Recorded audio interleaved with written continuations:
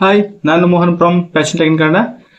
ಇವತ್ತು ನಿಮಗೆ shoulder drop problem ಯಾಕೆ ಬರುತ್ತೆ ಮತ್ತೆ ಆ ಪ್ರಾಬ್ಲಮ್ ಹೇಗೆ ಸಾಲ್ವ್ ಮಾಡ್ಬೇಕಂತ ನಿಮಗೆ ತುಂಬಾ ಡೀಟೇಲ್ ಆಗಿ ತಿಳಿಸ್ಕೊಡ್ತಾ ಇದ್ದೀನಿ. ನೀವೇನು ಫಸ್ಟ್ ವಿಡಿಯೋ ನೋಡ್ತಿದ್ರೆ ಪ್ಲೀಸ್ ಸಬ್ಸ್ಕ್ರೈಬ್ ಮಾಡ್ಕೊಳ್ಳಿ, ಹಾಗೆ ಬೆಲ್ ಐಕನ್ ಪ್ರೆಸ್ ಮಾಡ್ಕೊಳ್ಳಿ. ಬನ್ನಿ ವಿಡಿಯೋ ಶುರು ಮಾಡೋಣ. ಫಸ್ಟ್ ಈ ಕ್ಲಾತ್ ನ ಸ್ಟ್ರೇಟ್ ಆಗಿ ಕಟ್ ಮಾಡ್ಕೊಳ್ಳಿ.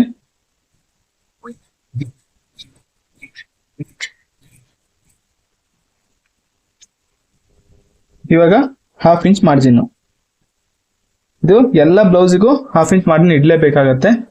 ಬ್ಲೌಸ್ ಉದ್ದ 13.5 ಇದೆ, 13.5ಗೆ ಅರ್ಧ ಇಂಚು ಎಕ್ಸ್ಟ್ರಾ ಆಡ್ ಮಾಡಬೇಕಾಗತ್ತೆ, ಅಂದ್ರೆ 14 ಇಂಚ್ ಆಗತ್ತೆ. ಓಕೆ, 14 ಇಂಚಿಗೆ ಈ ರೀತಿ ಮಾರ್ಕ್ ಮಾಡ್ಕೊಳ್ಳಿ. ಹಾಗೆ ಈ ಲೈನ್ ಅಟ್ಯಾಚ್ ಮಾಡಬೇಕಾಗತ್ತೆ. ಶೋಲ್ಡರು 14.5 ಇದೆ, 14.5 ಅರ್ಧ 7.25 ಬರುತ್ತೆ. 7.25ಗೆ ಈ ರೀತಿ ಮಾರ್ಕ್ ಮಾಡಬೇಕು. ಇವಾಗ ಇದು ಕಸ್ಟಮರ್ ಬ್ಲೌಸ್ ಆಗಿದೆ, ಅವರು ಹಿಂದ್ಗಡೆ ಬೆಲ್ಟ್ 3.5 ಇಂಚ್ ಬೇಕು ಅಂತ ಹೇಳಿದ್ದಾರೆ. ಓಕೆ, 3.5 ಇಂಚಿಗೆ ಒಂದು 1/4 ಇಂಚ್ ಆಗುವಷ್ಟು ಎಕ್ಸ್ಟ್ರಾ, ಅಂದ್ರೆ ನೀವು ಸ್ಟಿಚಿಂಗ್ ಎಷ್ಟು ಹಿಡಿತೀರೋ ಅದಷ್ಟೇ ಎಕ್ಸ್ಟ್ರಾ ಬಿಡ್ಬೇಕಾಗತ್ತೆ. ಈ ರೀತಿ ಮಾಡ್ಕೊಡಿ.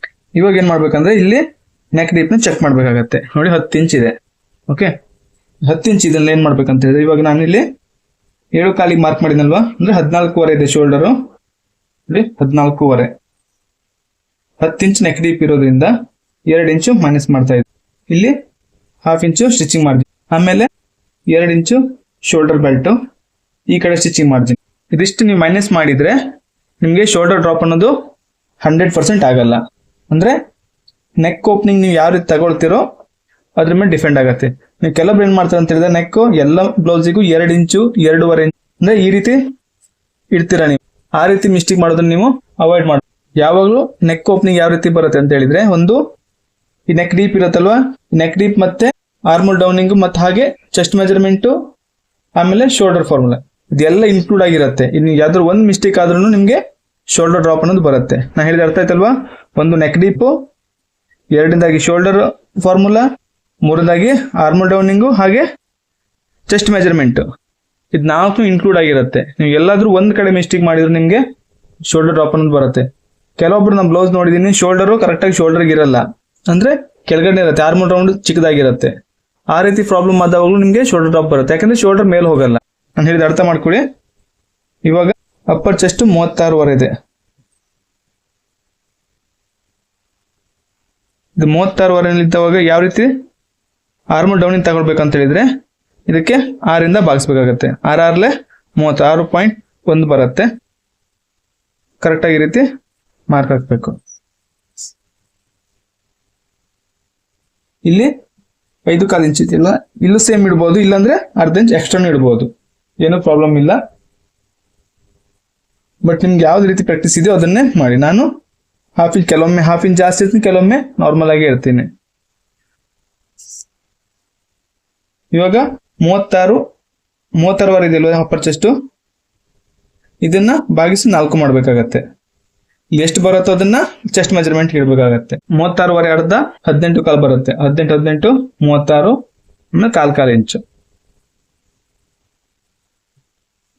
18.25 ಅರ್ಧ 9.2 ಬರುತ್ತೆ. ಇದನ್ನ ಕರೆಕ್ಟಾಗಿ ಇಲ್ಲಿ ಮಾರ್ಕ್ ಮಾಡಬೇಕು.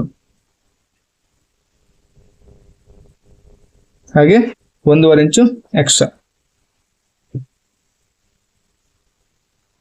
ಇವಾಗ ಇಲ್ಲಿ ಸೊಂಟದ ಅಳತೆ ವೇಸ್ಟ್ ಮೆಜರ್ಮೆಂಟ್ 31.5 ಇದೆ.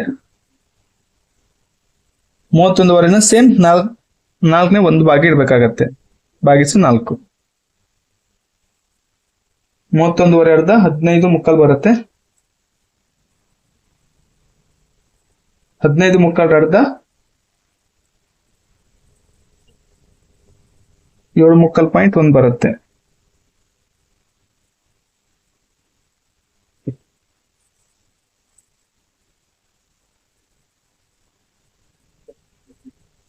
ಈ ರೀತಿ ಮಾರ್ಕ್ ಹಾಕ್ಬೇಕು. ಓಕೆ, ಇವಾಗ ನೀವು ಆರ್ಮೋಲ್ ಶೇಪ್ ನ ಕರೆಕ್ಟ್ ಆಗಿ ಡ್ರಾ ಮಾಡ್ಬೇಕಾಗತ್ತೆ. ಈಗ ಆರ್ಮೋಲ್ ಸ್ಕೇಲ್ ಇದ್ರೆ ಅದನ್ನ ಯೂಸ್ ಮಾಡಿ, ಇಲ್ಲ ಅಂದ್ರೆ ಕರೆಕ್ಟ್ ಆಗಿ ಮಾರ್ಕ್ ಮಾಡ್ಬೇಕಾಗತ್ತೆ. ನೆಕ್ ಬ್ರಾಡ್ ಯಾವ ರೀತಿ ತಗೊಳ್ಬೇಕಂತ ಹೇಳಿದ್ರೆ, 36 ಇಂಚ್ ಇದೆಯಲ್ವಾ, ಹಾಗಾಗಿ ನಾನು 3 ಇಂಚ್ ತಗೊಳ್ತಿದ್ದೀನಿ. ನಿಮ್ಗೆ ಏನಾದ್ರು ನೆಕ್ ಬ್ರಾಡ್ ಯಾವ ರೀತಿ ತಗೊಳ್ಬೇಕಂತ ಗೊತ್ತಾಗಿಲ್ಲ ಅಂದ್ರೆ ನನಗೆ ಈ ವಿಡಿಯೋ ಕೆಳಗಡೆ ಕಮೆಂಟ್ ಮಾಡಿ. ನಾವು ಯಾವ ಸೈಜಿಗೆ ಎಷ್ಟು ಬ್ರಾಡ್ ತಗೋಬಹುದು, ಎಷ್ಟು ಬ್ರಾಡ್ ತಗೊಂಡ್ರೆ ನಿಮಗೆ ಚೆನ್ನಾಗಿರುತ್ತೆ, ಮತ್ತೆ ಲಾಸ್ಟ್ ಮ್ಯಾಕ್ಸಿಮಮ್ ಅಂದ್ರೆ ಎಷ್ಟು ಬ್ರಾಡ್ ತಗೋಬಹುದು, ಎಷ್ಟು ಬ್ರಾಡ್ ತಗೋಬಾರ್ದು ಅಂತ ನಿಮಗೆ ಕರೆಕ್ಟಾಗಿ ಡೀಟೇಲ್ ಆಗಿ ತಿಳಿಸ್ಕೊಡ್ತೀನಿ. ನಿಮಗೆ ಆ ರೀತಿ ವಿಡಿಯೋ ಬೇಕು ಅಂದ್ರೆ ನನಗೆ ಈ ವಿಡಿಯೋ ಕೆಳಗಡೆ ಕಮೆಂಟ್ ಮಾಡಿ. ಹಾಗೆ ನೆಕ್ಸ್ಟ್ ಓಕೆ, ನೀವು ಈ ರೀತಿ ತಗೊಂಡಾಗ ನಿಮಗೆ ಶೋಲ್ಡರ್ ಡ್ರಾಪ್ ಅನ್ನೋದು ಬರಲ್ಲ. ಓಕೆ, ಒಂದು ಅಪ್ಪರ್ ಚೆಸ್ಟ್ ಅಲ್ಲಿ, ಹಾಗೆ ಶೋಲ್ಡರ್ ಅಲ್ಲಿ, ಹಾಗೆ ಬ್ಯಾಕ್ ಟಿಪ್ ಅಲ್ಲಿ ನಿಮಗೆ ನಾ ಇಲ್ಲಿ ಮೈನಸ್ ಮಾಡಿದ್ದಾನೆ. ಇಲ್ಲಿ ನೋಡಿ 10 ಇಂಚ್ ಇದ್ದವಾಗ 2 ಇಂಚ್ ಮೈನಸ್ ಮಾಡಿದ್ದೀನಿ. ಅರ್ಥ ಆಯ್ತಲ್ವಾ? ನಿಮಗೆ 2 ಇಂಚ್ ಯಾಕೆ ಮೈನಸ್ ಮಾಡಿದೆ ಅಂತ ನಿಮ್ಗೆ ಏನಾದ್ರು ಫಾರ್ಮುಲಾ ಬೇಕು ಅಂತ ಹೇಳಿದ್ರೆ ಓನ್ಲಿ ಮೆಂಬರ್ಶಿಪ್ ವಿಡಿಯೋದಲ್ಲಿ ಆ ವಿಡಿಯೋ ಇದೆ, ದಯವಿಟ್ಟು ಆ ವಿಡಿಯೋನ ಒಂದ್ಸಲ ಚೆಕ್ ಮಾಡಿ, ನಿಮ್ಗೆ ಕರೆಕ್ಟಾಗಿ ಅರ್ಥ ಆಗುತ್ತೆ. ಯಾವ ನೆಕ್ ಡೀಪಿಗೆ ಎಷ್ಟು ಶೋಲ್ಡರ್ ಇಡಬೇಕಂತ ನಿಮಗೆ ಕರೆಕ್ಟಾಗಿ ಡೀಟೇಲ್ ಆಗಿ ತಿಳಿಸ್ಕೊಟ್ಟಿದ್ದೀನಿ ನಾನು. ಆ ವಿಡಿಯೋನ ನೋಡಿ, ಅದೊಂದು ವಿಡಿಯೋ ನೋಡಿದ್ರೆ ನಿಮಗೆ ಕರೆಕ್ಟಾಗಿ ಅರ್ಥ ಆಗುತ್ತೆ. ಆರ್ಮ್ ರೌಂಡ್ ಫಾರ್ಮುಲಾ ವಿಡಿಯೋನ ನಾನು ಆಲ್ರೆಡಿ ಅಪ್ಲೋಡ್ ಮಾಡಿದ್ದೀನಿ, ಪ್ಲೇ ಲಿಸ್ಟ್ನ ಚೆಕ್ ಮಾಡಿ ನಿಮಗೆ ಸಿಗತ್ತೆ. ನಿಮ್ಗೇನಾದ್ರು ವಿಡಿಯೋ ಲಿಂಕ್ ಬೇಕು ಅಂತ ಹೇಳಿದ್ರೆ ಈ ವಿಡಿಯೋ ಕೆಳಗಡೆ ಕಮೆಂಟ್ ಮಾಡಿ, ನನಗೆ ಆ ವಿಡಿಯೋ ಲಿಂಕ್ನ ಕಳಿಸ್ತೀನಿ. ಹಾಗೆ ನಿಮಗೆ ಶೋಲ್ಡರ್ ಡ್ರಾಪ್ ಇನ್ನೊಂದು ಏನಂತ ಹೇಳಿದ್ರೆ, ನೀವು ಫ್ರಂಟ್ ಅಲ್ಲಿ ಟಕ್ಸ್ ಆಗ್ತಿರಲ್ವಾ, ಫ್ರಂಟ್ ಅಲ್ಲಿ ಸೆಂಟ್ರಲ್ ಒಂದು ಟಕ್ಸ್ ಬರುತ್ತೆ ನೋಡಿ, ಈ ಕಡೆ ಸೈಡ್ ಅಲ್ಲಿ ಒಂದು ಟಕ್ಸ್ ಬರುತ್ತೆ, ಅದನ್ನ ಸ್ವಲ್ಪ ಜಾಸ್ತಿ ಹಿಡಿದ್ರೆ ಫ್ರಂಟ್ ಅಲ್ಲಿ ನೆಕ್ ಅನ್ನೋದು ಈ ಕಡೆ ಬರುತ್ತೆ, ಅದು ಹಿಡಿಲ್ಲ ಅಂದ್ರೆ ನೆಕ್ ಶೇಪ್ ಈ ಕಡೆನೇ ಇರುತ್ತೆ ಸ್ಟ್ರೇಟ್ ಆಗಿ. ನಿಮಗೆ ಈ ವಿಡಿಯೋ ಹೇಗೆ ಅನ್ಸಂತ ನನಗೆ ಕಮೆಂಟ್ ಮೂಲಕ ತಿಳಿಸಿ. ಮುಂದಿನ ವಿಡಿಯೋದಲ್ಲಿ ಸಿಗೋಣ. ಬಾಯ್.